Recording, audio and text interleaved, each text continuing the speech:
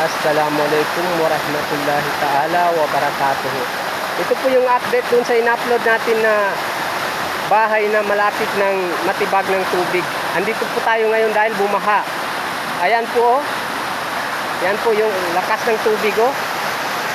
Ayan po yung tubig. Mahina pa lang na ulan yan.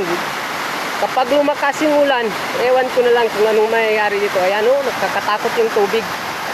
Ayan, oh. Sobrang lakas po nung kahapon, hindi ganito yung tubig. Maliit pa yung tubig. Pero ngayon, napakalakas na. Tingnan natin yung bahay kung ano na ba yung sitwasyon. Ayan po. Ayan yung puno ng mangga, malapit ng mahulog.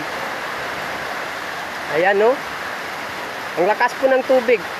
Mahinang ulan pa lamang yan, pero patuloy pa rin yung ulan. Kaya kapag lumakas pa ito ng todo yung tubig at saka yung ulan, baka tuluyan ng matibag ng baha yung bahay nila. Kawawa naman yung mga tao dito. Yan yung bahay. Ayan, no?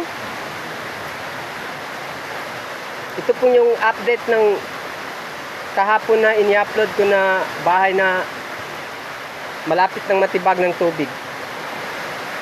Ayan, no? Andito pa yung mga tao, pero takot na sila. Ayan yung tubig, oh. Napakalakas ng tubig. Ayan. Bahay po ni Bayangkong Silungan, dito sa Barangay Daguma, Bagumbayan, Sultan Kudarat. Ayan, no? Kakatakot yung tubig, napakalakas. Anong bahay, oh? Ayan, oh, kunting-kunti na lang, walang 1 metro yan.